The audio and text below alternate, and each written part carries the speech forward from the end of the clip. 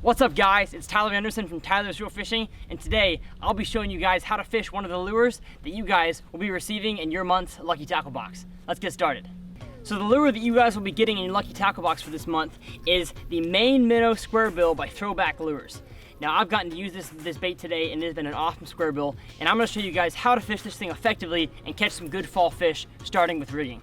So a squarebill of this size will usually dive about 1.5 to 2.5 feet depending on line size. And today I'm going to be fishing around a ton of wood and submerged reeds and stuff like that. And so you'll want to be throwing a line somewhere between 12 and 17 pound fluorocarbon, probably 15. Now today I'm throwing 12 pound just because that's what I had spooled on my reel, and I'm sure you guys don't always have a whole bunch of reels to switch line sizes. So 12 pound works great for a squarebill. So most crankbaits don't come out of the package with great hooks. So I like to upgrade mine to Gamakatsu or Mustad EWG hooks. These hooks are awesome and they give you such a better hookup ratio on fish.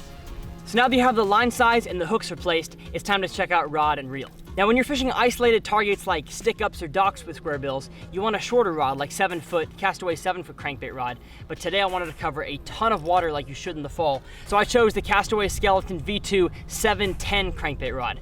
Now you might say, Tyler, 710 is a little long for a 1.5 size squarebill, but I can make super long casts with this thing. It's still a sensitive and still loads up great on those big fish. And for reel, you want to have a pretty fast gear ratio, somewhere between 6:3 to 1 all the way up to the 8s, because in the fall you want to cover a lot of water because those fish are in a feeding mood. Now the reason why a squarebill is an excellent lure to use in the early fall and really late fall is that it's a reaction bite. And so you can reel this thing just super fast, cranking it against the rocks and the brush. And the cool thing about the bill design is that it's a square. That's why it's called the squarebill.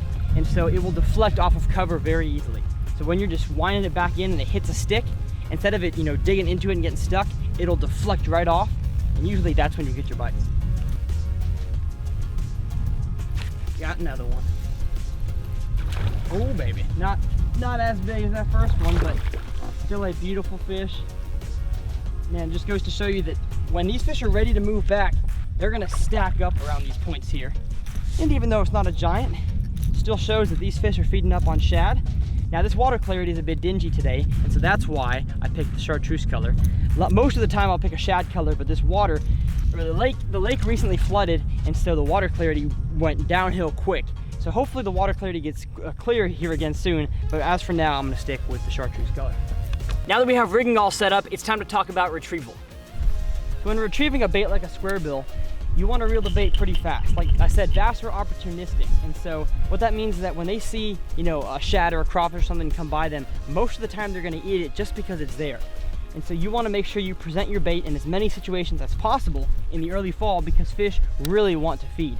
So whenever you find a piece of structure, make sure you're reeling the bait super fast by it, and then as soon as you hit it, pause it for a second, and so that bait will be digging into the bottom, hit something, and it'll deflect, and that fish that's following it will immediately hit it. And even if you're in open water, a lot of the times you want to just reel, stop. Give it a few jerks, stop, and oh yes, I hooked into one. Oh my God, this is a good one. Like I said, you're in open water, you just want to give it a few jerks, and you will hook into some fish like this. See, I was not even near any structure. I just decided to give it a few jerks, and that fish must have been following it just enough to want to eat it. Good fish on the squarebill. So this fish, nice 2.5, 3 pounder, was sitting out there in open water, and it rarely happens that when you're given instructions you catch a fish, but it was so cool because I told you guys, if you're in open water in the fall, real fast, give it 2 twitches, and oftentimes that will elicit a strike from a fish that's closely following it, looking to see if it wants to bite it. Man, I love squarebills in the summertime, and good thing you got one in your Lucky Tackle Box. So now that we have rigging and retrieval down, it's time to find the prime location to throw squarebills and catch lots of fish in the fall.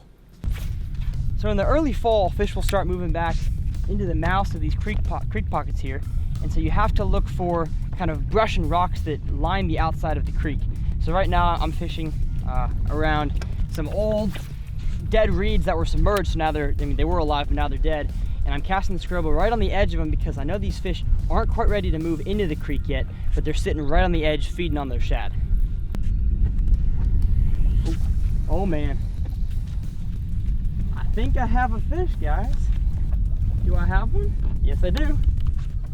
On that main minnow by, oh, Splashback Lures. And it's a nice one too. Oh my goodness. Oh, whoa. Oh my, tell me you got that. Got it. Oh my goodness. Part so guys, of it. I was working this brush line right on the outside of a good point, a good creek that fish will start to move back into. And this guy just slammed that main minnow.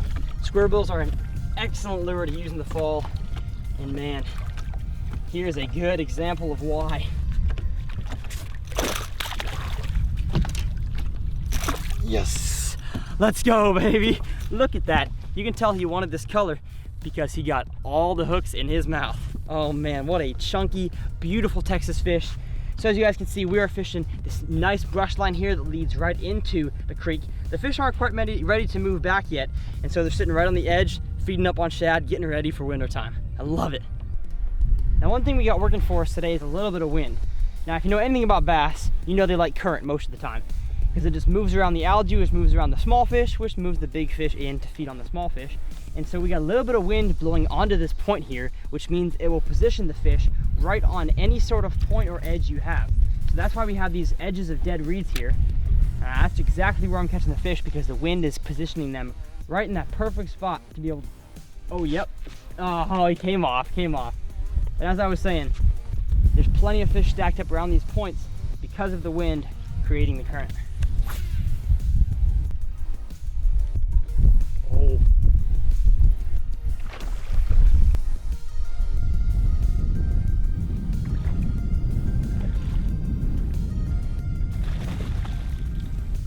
Yes! Man, every single fish, guys, is hooked just like that, with 2 hooks in the mouth. That shows that these fish want to feed and they love the color. I almost can't stress that enough. When fish are telling you what they're biting, keep throwing that. Now, if you're fishing a pond or a lake and the fish are barely getting it by one treble hook, or you're throwing a soft plastic and they're, you know, barely nipping at it and not quite eating it, that means you're not throwing the right color. Another nice fish on the main minnow squarebill. Love it. Let's get this fish a release.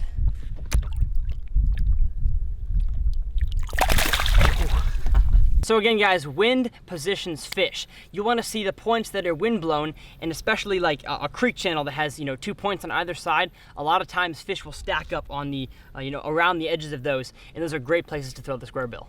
So as you guys saw in that video, the main minnow squarebill by Throwback Lures is a great squarebill that you guys will get in your lucky tackle box. So I hope you guys can put it to use and catch some good fish.